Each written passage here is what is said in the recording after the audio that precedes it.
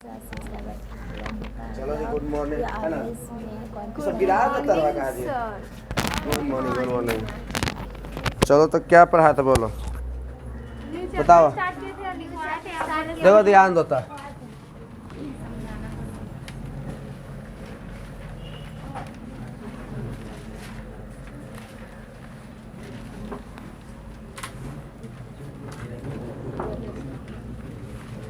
कॉपिया दिखा तो कुछ कुछ था।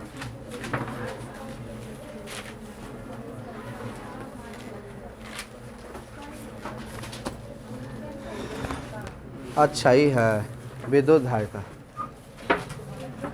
चैप्टर नंबर 4 विद्युत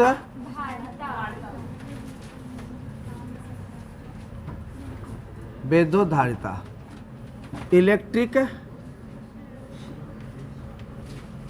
इलेक्ट्रिकल कैपेसिटर।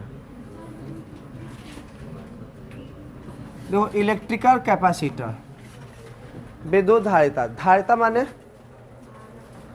धारण, जो धारण करने की जो क्षमता है वह कितना धारण कर सकता है, उसी को उसका विद्युत धारिता कहते हैं।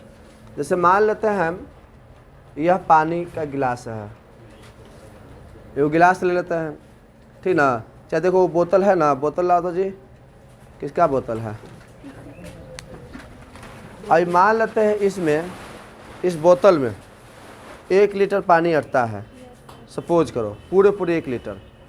कितना जी? 1 लीटर। अब एकरा में 1 लीटर पानी अटता है और तुम चाह रहा है कि एकरा में 1.5 लीटर पानी डाल दें, बताओ अट जाएगा? इसको धारण करने की क्षमता, तो कौन सी धारण करने की क्षमता? पानी धारण करने की क्षमता कितना है? 1 लीटर। अब बड़ा रहता था 2 लीटर 4 लीटर वाला रहता था और अटता, ठीक ना। तो जो इसमें धारण कर रहा पानी, तो कहे कि धारिता ये भी है, लेकिन ये पानी धारण कर रहा है ना। तो उसी प्रकार मान लेते कोई चालक हो गया, कोई लोहा है ये मान लेते हैं, और इस पर मान लेते हैं कि आवेश आप देते हैं, तो ये आवेश ही धारण करेगा, है ना बात है। तो आवेश कितना धारण करेगा? तो जो आवेश धारण करने की इसके पास क्षमता है, जितना वो धारण करे, आवेश जितना धारण करने की क्षमता है वह उसका धारिता कहलाएगा, ठीक है। तो जैसे मान लेते हैं एकरा में 1 कूलम दिए, 1 कूलम ले लिया, 2 कूलम दिए, 2 कूलम भी ले लिया, 3 कूलम दिए, 3 कूलम, अधिक से अधिक 10 कूलम लेता है, इसके बाद ही ना ले सकता है, तो इसका इतना धारिता हो गया। तो अर्थात किसी चालक द्वारा आवेश धारण करने की क्षमता को चालक की धारिता कहते हैं, है कि नहीं। तो धारिता माने धारण करना, कितना वह धारण करता है माने लेता है। जैसे तार हो गया, इतना एक तार हो गया, तो उस पर तार पर लिखा रहता है 2 एम्पियर, लिखा रहता है कि नहीं। तो इसमें आप 2 एम्पियर की धारा प्रवाहित कर सकते हैं। अब आप सोच रहे हैं कि यहाँ पर 11,000 वोल्टेज वाला प्रवाहित कर दें, ये तार बचेगा? चाहे 4 एम्पियर की धारा प्रवाहित कर लो, ये धारण करने की क्षमता एक 2 एम्पियर है, और तुम भेजेगा 4 एम्पियर, ये बर्दाश्त करेगा? गल जाएगा, है कि नहीं बात है। ये धारण उतना नहीं कर सकता है। तो अर्थात जो आवेश धारण करने की जो क्षमता होता है उसी को चालक की धारिता कहते हैं, ठीक है ना। जिसमें हम पहला बात सीखेंगे कि आवेश का केंद्र, क्या बताते हैं हम लोग? आवेश का पहला टॉपिक है आवेश का केंद्र। समय से आप होगा, चलो जल्दी। आवेश का केंद्र आप ही लोग के चलते सवेरे किया गया है। सेंटर ऑफ चार्ज, इसको बोलेंगे सेंटर ऑफ चार्ज। माने कोई वस्तु पर चाहे कोई भी बिंदु पर आवेश रहता है, बिंदुवत आवेश रहे, तो वह आवेश एक सेंटर की तरफ एट्रैक्टिव होता है, इधर उधर नहीं, ठीक ना। जैसे मान लेते हैं यहाँ वस्तु पर ई बिंदुवत आवेश है, बड़ा बिंदु देते हैं, इतना बड़ा बिंदु देते हैं, ठीक है। ये आवेश एकरा पर है, तो यहाँ पर वाला आवेश किधर में एक्टिव होगा? तो इधर में है। ये खोखला थोड़ा बना देता है तब ठीक रहेगा। अगर मान लेते यहाँ पर आवेश है, तो यहाँ आवेश इधर में एक्टिव रहेगा। यहाँ पर आवेश होगा तो ये भी आवेश इधर में एक्टिव होगा। अगर यहाँ आवेश है तो इस भाई यहाँ पर आवेश ये भी है, तो सब एक बिंदु पर एक्टिव होगा, किसी खास बिंदु पर। तो जिस बिंदु पर वह एक्टिव होगा वह उसका केंद्र कहलाएगा। क्या कहलाएगा? केंद्र। अगर वह धन आवेश है तो उसको बोलेंगे धन आवेश का केंद्र है। अगर वह ऋण आवेश है, ठीक ना, यह ऋण आवेश का केंद्र, यह द्रव्यमान के, ठीक ना, केंद्र के संपाती होता है। तो कैसे द्रव्यमान के केंद्र के संपाती होता है? मान लेते यह द्रव्यमान हो गया, पृथ्वी मान लो अर्थ है। अब कोई यहाँ पर कोई पत्थर रखो, ये पत्थर किधर में एक्टिव रहेगा? इधर की एक्टिव रहेगा। यहाँ पत्थर रखो, किधर में एक्टिव रहेगा? इधर की तरफ। यहाँ पत्थर रखो, किधर? इधर की तरफ एक्टिव में रहेगा। यहाँ पत्थर इधर की एक्टिव रहेगा। ये सब कहाँ? एक किसी एक बिंदु पर एक्टिव रहेगा, केंद्र पर। सारा का सारा, जैसे मान लेते हम यहाँ खड़ा हैं तो उधर नहीं ना जान रहे हैं। ऐसे अगर रियल बात करेंगे, पृथ्वी है तो रियल में हम लोग ऐसे खड़ा हैं, है कि नहीं? तो इधर कैसे गिरेंगे? कहीं कि खींचे वाला इधर है तो इधर ना जाएंगे, कहीं पृथ्वी हमको खींच रहा है। तो जितना ओवरऑल वस्तु है पृथ्वी पर, उस सब पृथ्वी उसको अपने केंद्र की तरफ खींच रहा है, ठीक ना, केंद्र की तरफ एक्टिव है। तो केंद्रीय बल है कि नहीं? कैसा बल है? केंद्रीय बल। तो यह केंद्रीय बल भी है, द्रव्यमान भी। तो उसी प्रकार आवेश भी केंद्रीय बल है। आपको लिखवाए थे कूलॉम के नियम की सीमा में, आवेश केंद्रीय बल है। लिखवाए थे कि नहीं लिखवाए थे? याद किया होगा, पढ़ा होगा तो जरूर याद होगा। अगर नहीं पढ़ा होगा तो तुम्हारा गलती, ठीक ना। तो यह केंद्रीय बल है। तो बताइए, केंद्र की तरफ एक्टिव है, ये भी तो केंद्र की तरफ एक्टिव है, तो ये भी केंद्र के एक खास बिंदु पर होगा, ये भी होगा। तो द्रव्यमान की तरफ संपाती है कि नहीं है? दोनों सेमे सेमे है कि नहीं है? ठीक ना, इसलिए इसको संपाती कहा जाता है। तो अर्थात बिंदुवत आवेश किसी खास बिंदु पर, ठीक है, केंद्र की तरफ एक्टिव होता है। तो वैसे आवेश को, आवेश, उस आवेश का, उस बिंदु को कहेंगे, उस बिंदु को उसका क्या कहेंगे? केंद्र कहेंगे, ठीक ना। क्या कहेंगे? केंद्र कहेंगे। यही नहीं लिखवाए हैं? यह एक ऐसा बिंदु होता है जहाँ समस्त आवेश को केंद्रीय माना जाता है। क्या माना जाता है? केंद्रीय माना जाता है। यह बिंदु द्रव्यमान केंद्र से संपाती होता है। लिखवाए कि नहीं लिखवाए हैं? बिंदु द्रव्यमान से क्या होता है? संपाती। बिंदु द्रव्यमान मान लेते केंद्र की तरफ एक्टिव है, तो भी केंद्र की तरफ एक्टिव होगा। तो दोनों केंद्र केंद्र, तो संपाती न कहलाएगा। ठीक है, कोई दिक्कत है? तो यह दो प्रकार का होता है। पहला धन आवेश का केंद्र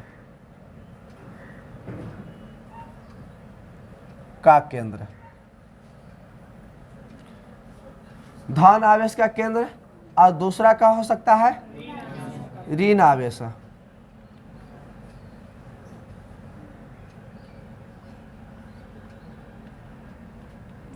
अगर वह बिंदु आवेश धन आवेश होगा, ठीक ना, तो उसका भी एक खास केंद्र होगा। मान लेते यह बिंदु धन आवेश है, तो इसका बीचे बीचे वो केंद्र होगा कि नहीं, जहाँ पर पूरा आवेश एक केंद्रित होगा, है कि नहीं, उधर की तरफ एक्टिव होगा। तब नहीं, यहाँ पर मान लेते नेगेटिव चार्ज है तो खींचेगा, यहाँ पर होगा तो यहाँ पर ही खींचेगा, है ना बात है। तो कहने का मतलब एक खास बिंदु पर वह क्या होगा? केंद्रित होगा। उस केंद्र को हम लोग क्या कहेंगे? आवेश का केंद्र। अगर वह धन आवेश है तो उसे हम धन आवेश का केंद्र कहेंगे। अगर वह ऋण आवेश है तो दो गो आवेश है, धन और तीन गो तो नहीं है, ठीक ना। तो इसलिए धन आवेश का केंद्र होगा, एगो क्या होगा? ऋण आवेश का केंद्र, ठीक ना। इसके बाद हम लिखवाएं प्रावैद्युत माध्यम। देखो प्रावैद्युत हम पढ़ाए कि नहीं पढ़ाए हैं?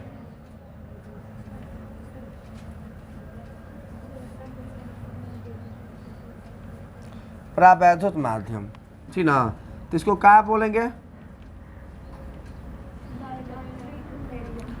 डाइलेक्ट्रिकल मीडियम। डाइलेक्ट्रिक मीडियम बोलेंगे ना बोलेंगे? डाइलेक्ट्रिक मीडियम क्या? तो यह एक प्रकार का कुचालक होता है। क्या होता है? कुचालक होता है। जितना प्रावैद्युत पदार्थ है वो सब कुचालक होता है। कुचालक हमको इंग्लिश में क्या कहते हैं? कंडक्टर की, सेमी कंडक्टर की, इंसुलेटर। बताओ, इंसुलेटर ना जी, है ना, कुचालक, ठीक ना। इसको हम लोग कुचालक कहते हैं। कुचालक वैसे पदार्थ जिसमें आवेश का प्रवाह कोई है का है? ध्यान से में देख रही है, हो ना रहा था, साफ हो गया ना? 7 बज गया वो, ठीक ना। 7 बज जाता तो हो जाता है, ठीक ना। कचे अबे तो अभी दिक्कत नहीं होगा, ठीक ना, पढ़ा लेंगे तो। कुचालक। कुचालक पदार्थ कहने का मतलब क्या होता है? वैसे पदार्थ जिसमें आवेश का प्रवाह नहीं होता है। प्रावैधुत, ठीक ना, प्रावैधुत वैसे पदार्थ, ठीक ना, जो विद्युतीय क्षेत्र उत्पन्न करता है लेकिन विद्युत आवेश का प्रवाह नहीं होते देता है, वैसे पदार्थ को हम लोग प्रावैधुत पदार्थ कहते हैं। तो माध्यम होगा तो क्या यही न कहलाएगा? तो वैसे पदार्थ चाहे वैसे कुचालक पदार्थ, ठीक है, जो विद्युत क्षेत्र उत्पन्न होने नहीं देता है लेकिन, ठीक ना, विद्युत क्षेत्र में रखने पर प्रदर्शित विरोध की माप करता है, प्रदर्शित विरोध की माप करता है, उसे हम लोग प्रावैधुत माध्यम कहते हैं। क्या कहते हैं? प्रावैधुत माध्यम में जैसे में बात हो सकता है, तो कुचालक में प्लास्टिक हो सकता है कि नहीं? प्लास्टिक, ठीक है, माइका, अभ्रक, कांच, लकड़ी, एबोनाइट, एम्बर, ये सब ETC, ये सब लिखवाए हैं। इसका प्रावैधता का मान लिखवाए कि ना लिखवाए हैं, है ना? तो इस सब का मान आप लोग याद हो ही करेगा। अब हम पूछ दे कि बताओ जी, ये अभ्रक का प्रावैधुतांक कितना होता है? अभ्रक का प्रावैधुतांक कितना होता है माइका का? बोलो जी। रोशनी देख रही है तो नहीं बता रही है, नहीं देख रही है तो याद नहीं है तोरा, तू लोग पिटाएंगे। 2 से होता है 4, इन होता जी, 2 से 4, है ना? पानी का लिखवाए थे, पानी का कितना आता है जी? ठीक ना? जल का कितना आता है? 80। शुद्ध जल, अगर पानी कहेंगे तो शुद्ध पानी, है ना? जल तो शुद्ध हो ही करता है, ठीक ना? तो इसका होता 80, सॉरी 8 लिखा गया है, 80, ठीक ना? समझे बात है? तो कहने का मतलब क्या है कि सब का मान होता है। एबोनाइट के मान बात करेंगे तो 2.8, एम्बर के भी 2. अगर बात हम कहें सोना का तो कितना, चांदी का, लोहा का, एल्युमिनियम का तो कितना? अनंत होता है, ठीक ना? कोई भी धातु होगा तो उसका प्रावैधुतांक कितना होगा? अनंत। कोई डाउट है? प्रावैधुत माध्यम समझ में आ गया, ठीक ना? ये हालांकि 2-3 बार हम पढ़ा दिए प्रावैधुत माध्यम। ये प्रावैधुत माध्यम इसमें बहुत ज़रूरी है, ठीक है? कंडेंसर सब बनाने में बहुत ज़रूरी इसका काम आता है प्रावैधुत माध्यम का। बिना प्रावैधुत माध्यम के जैसे आप लोग कंडेंसर देखोगे पंखा वाला, आप खोलेंगे तो प्लास्टिक कैसे निकलता होगा, है ना? तो सब कुचालक पदार्थ है, तो उसका फायदा है इसमें, ठीक है? तो इसीलिए इसमें क्या होता है ना कि जब कुचालक पदार्थ को रखते हैं तो उसकी धारिता का मान बढ़ जाता है, इंक्रीज कर जाता है लगाने पर, तो फायदा ना बढ़ जा रहा था, है कि नहीं? अब मान लेते हैं कोई घर है, ठीक है, चाहे कुछ है, एक धारिता है मान लेते हैं 50 कूलम का, ठीक है? इसका धारिता है 50 फैराड मान लेते हैं, 50 फैराड धारिता के समय तक फैराड होता है, ठीक ना? तो फैराड हो गया 50 फैराड का। अब तुम सोच रहा है कि नहीं कर धारिता बढ़ जाए, ठीक है? चारों तरफ कुचालक माध्यम डाल दो, जैसे हवा माध्यम, ठीक है? हवा का कितना होता है? 1 होता है। फिर चाहे कोई भी गैस हो जाए, चारों तरफ तुम जल रख दो या चारों तरफ तेल लगा दो, कुचालक तेल रख दो, ठीक ना? तो एक क्या होगा?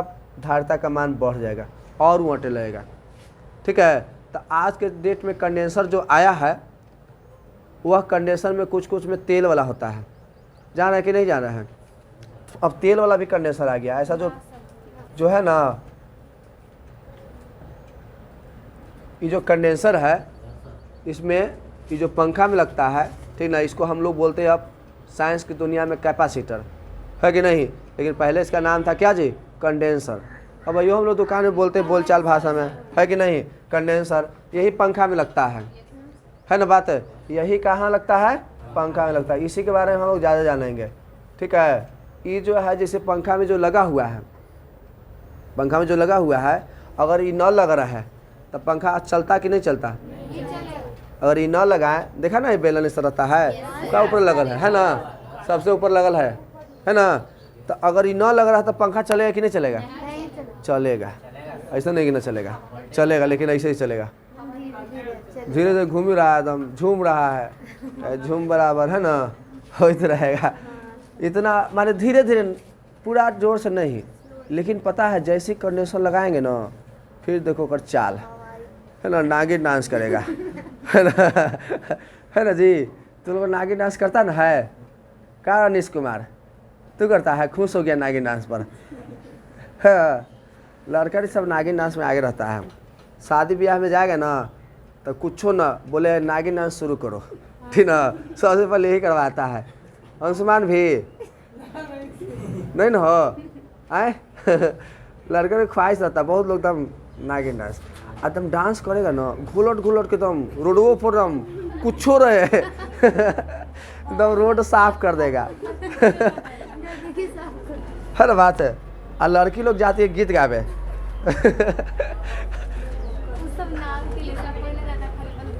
देखी जाती है, खाई जाती होगी। और जब खाई जाएगी एकदम, आज के जो बफर सिस्टम एकदम झुंड बना के खाएगी लड़कियां, एकदम ग्रुप बना लेगी 4 गो, खत्म होगा चलेगी सहेली तो रुको रुको हाँ मिठाइया खत्म है तो अब बाद खत्म हुआ, पहुंच गया, धावा धोल दिया है ना। तो यहाँ पर क्या है कि प्रावैधुत माध्यम, ठीक ना, वैसे माध्यम कहते हैं जो विद्युत क्षेत्र, ठीक ना, उत्पन्न तो करता है लेकिन विद्युत धारा का प्रवाह होने नहीं देता है, विद्युत आवेश का प्रवाह नहीं होने देता है। ऐसे पदार्थ को प्रावैधुत पदार्थ, चाहे इसके चारों तरह के माध्यम को प्रावैधुत माध्यम कहेंगे। तो प्रावैधुत पदार्थ 2 प्रकार के, कितने प्रकार के होता है? 2 प्रकार के प्रावैधुत पदार्थ होता है। पहला क्या? पोलर माने ध्रुवीय, ध्रुवीय प्रावैधुत, याद कर लेना है, ध्रुवीय प्रावैधुत, इसको बोलते हैं पोलर।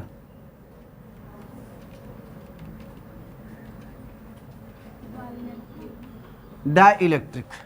पोलर कहने का मतलब क्या? पोलर माने कहने का मतलब क्या? कोई याद किया है? पोलर माने क्या जी? वैसे पदार्थ, ठीक है, वैसे पदार्थ, चाहे वे पदार्थ, ठीक ना, जिसके, ठीक ना, धन आवेश का केंद्र, धन आवेश का केंद्र और ऋण आवेश का केंद्र संपाती नहीं होता है, ठीक ना, संपाती नहीं, संपाती माने एक जगह, अगर धन आवेश का केंद्र यहाँ है तो ऋणों के जगह होना चाहिए, तो ये संपाती। अगर धन आवेश का केंद्र यहाँ है और ऋण की इधर, तो संपाती नहीं होगा, ठीक है ना, ये संपाती नहीं होगा, ठीक है। तो वह पदार्थ, जो वैसे पदार्थ, ठीक ना, जिसके धन आवेश का केंद्र और ऋण आवेश का केंद्र संपाती नहीं होता है, उसे हम कहते हैं पोलर डाइलेक्ट्रिक, ठीक ना, या ध्रुवीय प्रावैधुत। क्या कहते हैं? ध्रुवीय प्रावैधुत। कोई दिक्कत है? याद हो गया? ध्रुवीय प्रावैधुत, जैसे कि बात करते हैं H2O, HCl, दो अणु वाला, लेकिन कुछ चालक होना चाहिए, चालक नहीं, 2 होना चाहिए, यौगिक होना चाहिए। ये सब यौगिक के डिपार्टमेंट है, 2 सूत्र लग जाता है ना तो यौगिक, ठीक ना, तो यौगिक की डिपार्टमेंट है। किसका डिपार्टमेंट है? यौगिक, ठीक ना, लेकिन होना चाहिए कुछ चालक, चालक नहीं। अब बताओ, जल H2O है, H2O माने जल, जल बताओ वो चालक है कुछ चालक? खूब केमिस्ट्री में पढ़ा होगा, बताओ जी। हाँ, अब पानी, पानी बताओ क्या है? अब बताओ, दोनों तो एक है, एक है, पानी और जल एक है, शुद्ध जल हुआ है, पानी हुआ, पानी माने शुद्ध, क्या शुद्ध है, और जल माने शुद्ध है ना, क्या शुद्ध है? भगवान जी पर कुछ जलाता है? जल। तो तू शुद्ध चढ़ाएगा क्या शुद्ध चढ़ाएगा? तो जल शुद्ध होता है। कहते हैं गंगा जल लाइए, जल लाइए, पंडित जी कहेंगे जल लिया बउआ, पारे जी नहीं जी, पंडित जी, पारे जी सुन रहा तू है, पंडित जी है, पंडित जी बोल रहे कि शुद्ध जल लिया वो, पानी कभी कहेंगे पानी लिया वो, पानी कहेंगे पानी पिए लिया वो, तो थोड़ा सा बोलता है कि नहीं, तो पानी पीने के लिए लाते हैं ना तो सब अशुद्ध होता है। चाय पकड़ के पानी पीते हैं तो शुद्ध पीते हैं, आर ओ के पानी अथी वाला कुछ आता है को ना अथी वाला बिस्लरी वाला पानी शुद्ध पीता है का नहीं, ओकरा में सब डाल रहता है केमिकल कि सड़े नहीं पनिया, डाल के देखना ये सब पानी सड़ जाएगा। गंगे जल के पानी है ना जो नहीं सड़ता है। पहले लोग के ना आदमी जो खोज करता था समुद्र में जा करके वो पानी नहीं ले जाता था, गंगा जल के पानी ले जाता था पिए ला। हाँ पता नहीं क्या है, अब ओकरा महीने महीने रह रहा है समुद्र में, ठीक ना, तो गंगा जल के पानी लेके जाता था। क्या है कि उसमें जो है ना एक बैक्टीरिया पाया जाता है, वो बैक्टीरिया सड़ने नहीं देता है पानी को, ठीक है ना। तो उस स्थिति में वह जो है क्लियर रहता है, साफ, तो कहीं भी जाता है ना पी लेता है। अब तू समुद्र के पानी नहीं पी सकता है, ठीक ना। हम गए थे वहाँ ना दीघा कोलकाता में, तो नहा के समुद्र में से आ रहे हैं तो पूरा दम नीमक नीमक हो गया था शरीर, ठीक है, पूरा नीमक नीमक हो गया था। तो कहीं किया था आप पड़िया जाता था मुँह में थोड़ा सा एकदम नमकीन लगता था पूरा दम अच्छी लगता था नमकीन टाइप के, ठीक लगता है कि एकदम नमक घोर ले कोई, कैसे गिलास में ढेर बारी नमक घोर जाता है, ठीक ना, बहुत ज़्यादा खरा लगता है कि नहीं। तो तुम पी नहीं सकता है, नहीं सकता है समुद्र के पानी, इतना खरा रहता है। तो समुद्र में सोचा कि जा रहा है तो बाल्टी भर के निकाल के पी लें, नहीं, ठीक ना, कहीं बहुत खारा रहता है, ठीक ना। तो उस स्थिति में उसमें आप पी नहीं सकते हैं, ठीक ना। तो हम वहाँ से गए एकदम पूरा, ठीक ना, गंजी था ना, तो हम लग रहा था घर उजला उजला गंजिया हो गया था, काला हम पहले थे गंजी और उजला हो गया था कहीं कहीं ना होता नमक से। और फिर गए वहाँ से, तो वहाँ पर जो कंपनी वाला था ना, स्विमिंग पूल जो थी था होटल, वहाँ में स्विमिंग पूल था, तो कहीं के चलते एक में नहाते हैं, और फिर नहाए वहाँ एकदम फ्रेश हुआ तब जाके माइंड, ठीक ना। तो स्विमिंग पूल में ना नहाएंगे, है ना जी है ना, ये था तो क्या दिक्कत है। तो वहाँ नहाए तो फिर जाके मूड फ्रेश हुआ, दम लगा था ना, तुम नहा के निकलेगा ना तो लगे कि पानी में तो मारेगा हल्फान एकदम डूब जाएगा, पनिया में आएगा ना तो पनिया में ऐसे करता था ना मोइलुआ में डूब जाता था ठीक ना, तो पूरा अंदर डूब जाते थे, समझ जाइए। पानी तो मारता था लहर बहुत ज़्यादा, और किनारे किनारे जो था ना, किनारे जैसे हम गए ना तो पता है यहाँ पत्थर रखा रहता था, हम लोग नहीं जान रहे थे। एगो था उधर वो कैंट सब लग रहा था छोटा सा, और सब को जब गया था ना आदमी को लेके इधरे गया था, यहाँ बालू वाला था, और हम लोग शुरुए में चल गए थे, और यहीं पर गए थे, बहुत बड़का बड़का पत्थर था। गए ना तो क्या हुआ, जैसे पानी में गए तो तुम कहे कोई दिक्कत नहीं है, और जैसे उतरे ना मारा ला तो टेला गए टेला गया तो थोड़ा सा पत्थरवा में टकरा गया, चोट लग गया, छिला गया। और हम थोड़ा धीरे धीरे अब जाने लगे, तो ऊपर भी एकदम टेलता था ना तो टेला जाता था, पीछे में है बैठना पड़ता आराम से, एकदम पूरा टेल देगा, लहर बहुत ज़्यादा थे। अब जैसे नदी कैसे हल्फा आता है थोड़ा, वही आता है बहुत ऊंचा, समझो कितना ऊंचा आ रहा है, ठीक है, डूब जाएगा तुम आएगा तो थोड़ा तब आ गई। चलो जुम्मा था, हम जा रहे थे, जुम्मा था, बोलो बुआ कौन 11th क्लास, उस बीच में बीच में बैठना। तो वही कहने का मतलब क्या है ना, उसमें ऐसा हुआ था, एक आदमी गया था मेरे साथ ना, उसको तो मारा ना तब छिला गया बहुत, यहाँ से यहाँ तक छिला गया था पत्थरवा से। तो वो बेचारा डरे नहीं आया, वो जगह बैठ के तब पवित्र हो गया फिर बाहर निकल गया। और वो लोग गए थे, 2 लड़का थे, फिर उधर तक गए हम लोग अंदर तक ले, और वो जगह हम नहाए। पत्थर इतना मारता था, हम जब पत्थरवा पर आता था ना तो अंदर दिखाई दे रहा पत्थर तुमको, बड़का बड़का पत्थर था। और फिर सवेरे जानते हैं लेवल भाग गया पानी के, ठीक ना, उस समय लेवल बहुत दूर तक ले था, आज शाम के देखे ना, सवेरे देखे ना है एकदम पत्थर से दूर भागल है पानी का लेवल, ठीक ना। तो धीरे धीरे लेवल बढ़ते रहता है, घटते रहता है समुद्री इलाका में। तो वही जल जो होता है ना शुद्ध होता है, आई जो पानी जो होता है, ठीक ना, अशुद्ध है। तो शुद्ध जल कुचालक होता है, जो है ना यह कुचालक, अब पानी चालक होता है, क्या क्या अशुद्ध है, ठीक ना, पानी अशुद्ध होता है, ठीक ना, वो क्या होता है चालक। तो जैसे शुद्ध जल में थोड़ा सा कुछ नीमक मिला दो, धूलकर मिला दो, माने कुछ अशुद्धि, जिसको डोपिंग कहते हैं केमिस्ट्री की भाषा में, अशुद्धि कर दो, तो अशुद्धि करने पर उसमें क्या हो जाता है, चालकता का गुण आ जाता है, ठीक ना। लेकिन शुद्ध रहेगा तो चालकता का गुण नहीं आएगा, ठीक ना। क्यों? क्योंकि उसका ससंयोग बंधन नहीं टूटता है। लेकिन जैसे अशुद्धि मिलाते हैं ना तो ससंयोग बंधन टूट जाता है, और जब ससंयोग बंधन टूट जाता है तो करंट फ्लो होने लगता है, और जब नहीं टूटता तो करंट फ्लो नहीं होता है, ठीक ना। तो इसमें आयन होता है, तो ये टूटता नहीं है तो ये कुचालक हो जाता है। तो याद रखिएगा जल जो होता है कुचालक होता है।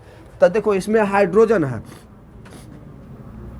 तो हाइड्रोजन का केंद्र होगा एक, आयो कुछ होगा जी, एगो मान लेते हैं कुछ का है जल का केंद्र, इधर मान लेते हैं, ये मान लेते हैं जल का केंद्र हो गया, ये सॉरी ऑक्सीजन का, ये हाइड्रोजन हो गया सॉरी, ठीक ना, आई हो गया ऑक्सीजन, हाइड्रोजन ये ऑक्सीजन। तो हाइड्रोजन के केंद्र इधर, इसका केंद्र इधर, तो कौन धनावेशित? जो इलेक्ट्रॉन खोएगा वो धनावेशित, और जो इलेक्ट्रॉन लेगा वो ऋणावेशित है। तो कोई तो धनावेशित होगा, ठीक ना।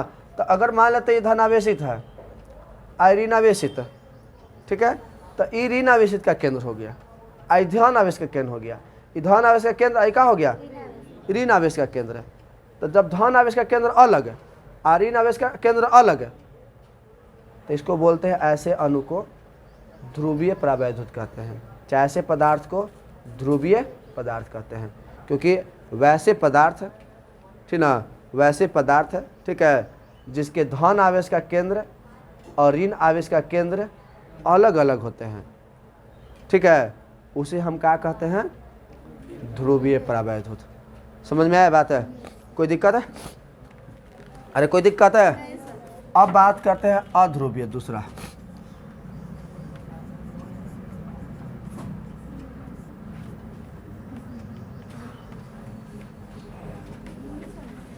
इसको बोलते हैं नॉन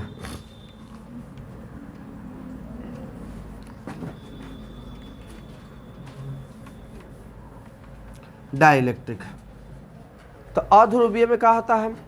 तो वैसे पदार्थ, चाहे वे पदार्थ जिसके धन आवेश का केंद्र, धन आवेश का केंद्र जो है और ऋण आवेश का केंद्र दोनों एक ही जगह होता है, माने संपाती, ठीक ना। वैसे पदार्थ जिसके धन आवेश का केंद्र और ऋण आवेश का केंद्र संपाती होते हैं, उसे हम क्या कहते हैं? अध्रुवीय पदार्थ, ठीक ना। संपाती एक में होता है, उल्टा है कि नहीं? ठीक है, ठीक है। तो कहने का मतलब धन आवेश का केंद्र और ऋण आवेश का केंद्र क्या होता है? संपाती होता है। जैसे H2, जैसे मान लेते यह हो गया हाइड्रोजन, हाइड्रोजन का एक केंद्र हो गया, ठीक है। एक और मान लेते हैं यहाँ पर हाइड्रोजन का हो गया, दोनों का। तो ये हाइड्रोजन का हो गया पहला, और दूसरा हाइड्रोजन केंद्र एक के जगह हो, तो हम क्या कहेंगे इसको? संपाती, ठीक ना। N2, ठीक है, फिर हो गया O2, Cl2, ठीक है। तो वैसे पदार्थ जिसके धन आवेश का केंद्र और ऋण आवेश का केंद्र क्या होता है? संपाती होता है। वैसे पदार्थ को हम क्या कहते हैं? अध्रुवीय पदार्थ। कोई दिक्कत है? ये डाउट है? अब इसके बाद हम लिखवाए होंगे परावैद्युत भंजन, ठीक ना। तो चलो इसको उतार लो। हाँ, अच्छा अच्छा, लिखवाए थे।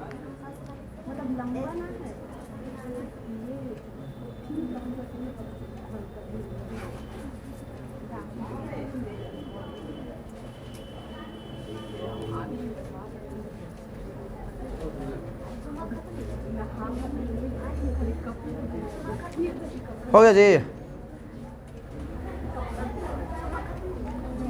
हो गया जी, अच्छा ठीक है।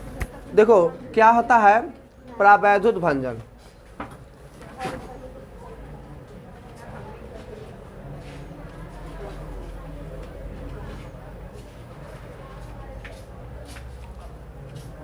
परावैद्युत भंजन, ठीक है। परावैद्युत भंजन में क्या होता है ना, कि जब कोई भी चालक होता है, चाहे कोई पदार्थ होता है, ठीक है, कोई भी पदार्थ होता है, और जब इस पदार्थ पर उच्च विभव उत्पन्न किया जाता है, हाई वोल्टेज, उच्च विभव, है कि नहीं। तो जब उच्च विभव उत्पन्न किया जाता है, तो उच्च विभव उत्पन्न होने के कारण इसके चारों तरफ विद्युतीय क्षेत्र उत्पन्न हो जाता है कि नहीं। क्या उत्पन्न हो जाता है? अब विभव देंगे तो उत्पन्न हो ही करेगा। अब मान लेते 11,000 वोल्टेज वाला तार है, और उसमें मान लेते 11,000 वोल्टेज देगा, तो उसके चारों तरफ विद्युतीय क्षेत्र नहीं उत्पन्न होगा। तो वही चालक है, तो जब इसमें क्या करते हैं, ठीक ना, आवेश देते हैं, ठीक है, बहुत हाई वोल्टेज से इसको आवेश देते हैं, तो हाई वोल्टेज देने के कारण इसके चारों तरफ एक क्षेत्र पैदा हो जाता है। हम इस क्षेत्र को इलेक्ट्रिक क्षेत्र कहते हैं। कौन सा क्षेत्र कहते हैं? इलेक्ट्रिक क्षेत्र, जिसके कारण इसके परमाणुओं की बाह्य कक्षा में स्थित इलेक्ट्रॉन पृथक्करण हो जाता है। पृथक्करण माने कहने का मतलब क्या है कि यहाँ जो इलेक्ट्रॉन है यहाँ वाला यहाँ चल जाएगा। जैसे मान लेते पदार्थ हो गया और इसके अंदर क्या हो गया, नाभिक, इसके चारों तरफ इलेक्ट्रॉन होगा ना घूमे जी, माने यहाँ वाला इलेक्ट्रॉन यहाँ चल जाएगा, यहाँ वाला यहाँ चल जाएगा, यहाँ वाला फिर यहाँ, इधर उधर चल जाएगा, पृथक्करण कर देगा, ठीक ना, घुले मिले लगेगा, ठीक है, घुले मिले लगेगा तो पृथक्करण हो जाएगा, इधर उधर चल जाएगा।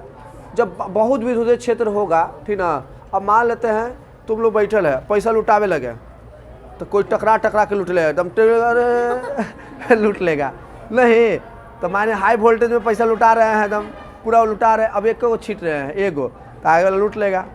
तो सर पीछू ना सर है ना, आए को तो ढेर माने मुट्ठी भर लिए छीट दिए, है ना, अब देखो टकरा के लूटेगा कि हम है कि नहीं, टकरा लूटेगा कि नहीं। तो हाई वोल्टेज जैसे स्थापित करेंगे ना, तो यह जो पदार्थ होगा, चाहे कुचालको पदार्थ काहे न रहे, ठीक ना, तो इसके अंदर के इलेक्ट्रॉन बाह्य कक्षा में जाने लगता है, इस कक्षा से ऊ कक्षा में, ऊपर कक्षा में, और जाने के कारण क्या होता है, एक दूसरे से टकराने भी लगता है। क्या होने लगता है? टकराने लगता है, ठीक ना, एक दूसरे से तीव्र से एक दूसरे से टकराने लगता है, और टकराने क्रम में इलेक्ट्रॉन का विमुक्त करने लगता है, बहुत ज़्यादा इलेक्ट्रॉन का क्या करने लगता है, विमुक्त मान निकालने लगता है, ठीक ना, इससे इलेक्ट्रॉनों निकलने लगा। अब बहुत ज़्यादा इलेक्ट्रॉन होगा तो ना निकलेगा, निकल ही करेगा, ठीक ना, तो निकलने लगता है बाहरी क्षेत्र में भी, ठीक है, तो निकलने टकराने लगता है इलेक्ट्रॉन, और टकराने का क्या होने लगता है, निकलने लगता है, जिसके कारण यह जो होता है ना चालक जैसा व्यवहार करने लगता है। अब इलेक्ट्रॉन घूमे लगेगा तो चालक जैसा ना व्यवहार करेगा। अब तुम देखो यही मार्कर है, अब तुम मान लेते ही तार है, आई तार में तुम क्या करो, मार्कर सटा दो, करंट मारेगा नहीं, लेकिन ये करंट जो है इकरा में हाई वोल्टेज करंट अप्लाई करो, चाहे यही में हाई वोल्टेज दम तार जोड़ दो, थोड़ा सा देगा तो नहीं, 440 देगा तो नहीं, पूरा हाई वोल्टेज दम दे दो 11,000 वोल्ट, अब फिर छू के दिखावा, तुम मारेगा ना, हिला देगा, ठीक ना, कुचालक भी चालक जैसा व्यवहार कर लेगा, समझ जाओ। क्यों? क्योंकि इसके अंदर जो इलेक्ट्रॉन बंधा हुआ है सह बंधन से, वो टूट जाएगा, और टूटने के बाद इलेक्ट्रॉन उसमें गमन कर लेगा, और फिर उसके विद्युतीय क्षेत्र में आने के कारण वो क्या होता है ना, इलेक्ट्रॉन इधर टकराए लगेगा, तो इलेक्ट्रॉन टकराए लगेगा तो जाने लगेगा, फिर वो इलेक्ट्रॉन सप्लाई कर लेगा हम में, जब हम में सप्लाई कर लेगा ना तो हमको करंट मारेगा ही मारेगा, ठीक ना। तो कहने का मतलब ऐसे पदार्थ को परावैद्युत भंजन भी हम कहते हैं कि भंजन हो गया ये, है ना, भनभनाए लगा इलेक्ट्रॉन तो भंजन हो गया, है ना। तो कहने का मतलब इलेक्ट्रॉन इसमें से टूटेगा, इधर उधर पूरा जाने लगा, जिसके कारण वह टकराने लगता है, जिसके कारण वह पदार्थ चालक जैसा व्यवहार करने लगता है। किसके जैसा व्यवहार करने लगता है? इस घटना को ही परावैद्युत भंजन कहते हैं। क्या कहते हैं? परावैद्युत भंजन कहते हैं। कोई दिक्कत है? बोलो डाउट है, बोलो जी।